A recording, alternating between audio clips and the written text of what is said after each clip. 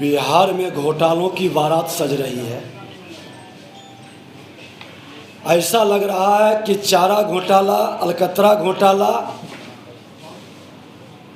सहित land for job घोटाला, मेधा घोटाला, IRCTC घोटाला के बाद एक बड़ी घोटाला का शुभारंभ फिर से हो रहा है। वह है नियुक्ति घोटाला, बहाली घोटाला। और ये बहाली घोटाला लोकतंत्र के, राज्य के सबसे बड़े मंदिर विधानसभा में होने जा रहा है। अभी आप 1600 करोड़ का एम्बुलेंस के टेंडर घोटाला को देखा। सरकार मौन है CBI से जांच पर, वो पीछे भाग रही है। जदयू के सांसद के द्वारा किस तरह से पैसे की लूट मिल करके 50-50% कमीशन खोरी, ये सरकार 50-50 चल रही है। बीते दिनों अगवानी पुल पर ढहने पर भी प्राक्कलन और डिजाइन में घोर अनियमितता की बात जो सामने आई, सरकार ने भी स्वीकार किया, लेकिन CBI से जांच नहीं कराएंगे।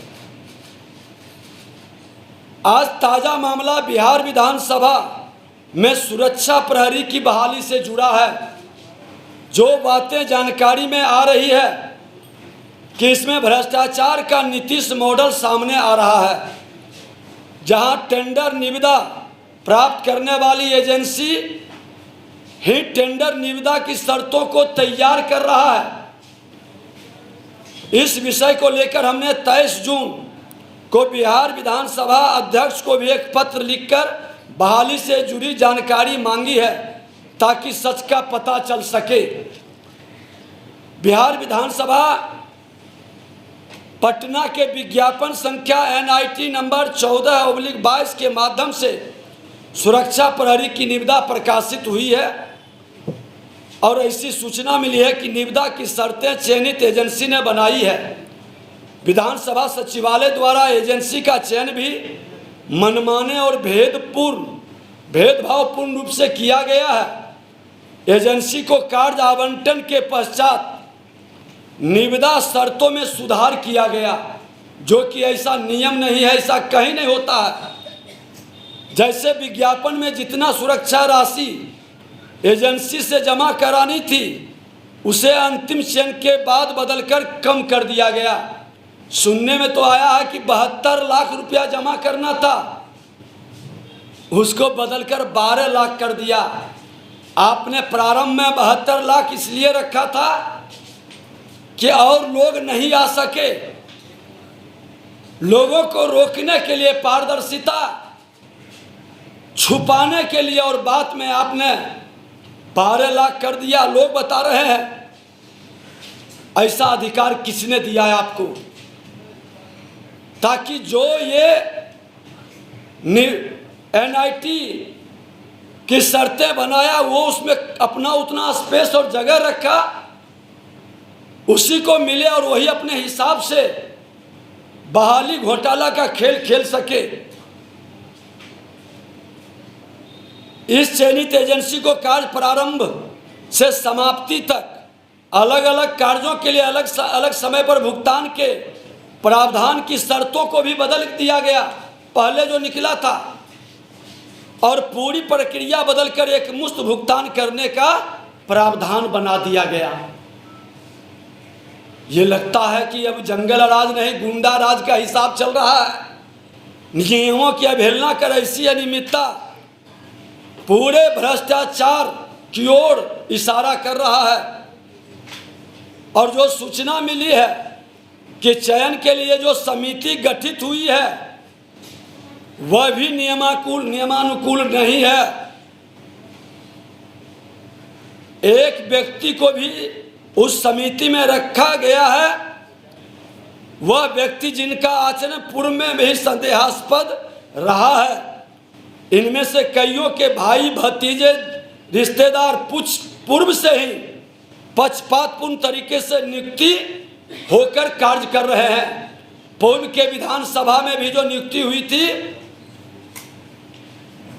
ये कमेटी जो चयन कमेटी में मेंबर थे, वो अपने भाई भतीजा रिलेटिव को खुद चयन समिति में है और खुद अपने भाई भतीजा रिलेटिव को चयनित किए हैं। जब हम विधानसभा अध्यक्ष थे, आपत्ति हमने किया है और हमने फाइल पर लिख दिया था कि पहले की बहाली घोर अनियमितता का शिकार है, आगे से इस तरह की प्रक्रिया नहीं अपनाई जाए और चयन कमेटी जब बने तो विपक्ष और सत्ता पक्ष के लोग के बैठक करके एक पारदर्शी और नहीं तो एक उचित एजेंसी जो ईमानदारी पारदर्शिता के साथ चयन करे, उसके जिम्मे देना चाहिए। अपने कर्मचारी चयन आयोग है, बीपीएससी है, कई इस तरह की व्यवस्था है, आखिर उससे बहाली क्यों नहीं? और बहाली के लिए चयनित एजेंसी को कार्य का अनुभव भी नहीं है, ये भी घोर आश्चर्य है। अनुभवहीन एजेंसी को बहाली के लिए दिया गया है ताकि सत्ता में बैठे लोगों के इशारे पर जैसे वो चाहे उस तरह से बहाली करे। पूर्व में भी सभी काम पूरा नहीं कर पाने के विरुद्ध इनके ऊपर कार्रवाई भी चल रही है। पहले भी कहीं इस तरह के ये प्रयास किए थे, वहाँ पे कार्रवाई का इन पर आरोप भी लगा हुआ है। उसके बाद भी इस एजेंसी को दिया गया है और ऐसे एजेंसी को देना, ये दाल में काला नहीं, पूरी दाल काली है। घोर अनियमितता का ये वातावरण विधानसभा के अंदर, जो लोकतंत्र का सबसे बड़ा मंदिर राज्य के अंदर है, वहाँ हो रहा है। बहाली के नाम पर सभा सचिवालय के कर्मियों और पदाधिकारियों द्वारा एजेंटों के माध्यम से बेरोजगार युवाओं से नौकरी के नाम पर वसूली की बात भी पूरी चर्चा में चल रही है। इसकी भी जांच होना आवश्यक है, क्योंकि कई बच्चे को ठगने का खेल शुरू होगा। आज मैं कहना चाहूँगा मीडिया के बंधुओं से कि जो खोजी पत्रकारिता को धार देते हुए इस मुद्दे को, भ्रष्टाचार की जानकारी आप प्राप्त कर सकते हैं कि सच क्या है,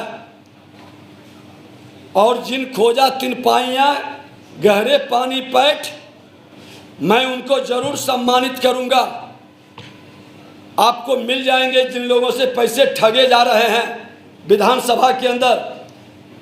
पहले भी बिहार विधानसभा में जो चयनित प्रक्रिया पारदर्शिता में नहीं होने के कारण विवाद में रहा, कई विवाद तो हमारे सामने विधानसभा अध्यक्ष के रूप में भी आया, कई पत्र आरटीआई से मांगा जिसका जवाब भी नहीं दिया गया था। निगरानी थाना में मामला भी दर्ज हुआ है, उसको लेकर के पहले से व्याप्त अनियमितता के आलोक में तत्कालिक अध्यक्ष होने के नाते हम संचिका में यह निर्णय भी दिया था कि चयन प्रक्रिया को पारदर्शी बनाने हेतु एक सर्वदलीय समिति बनाई जाए जिसके देखरेख में प्रक्रिया पूरी हो।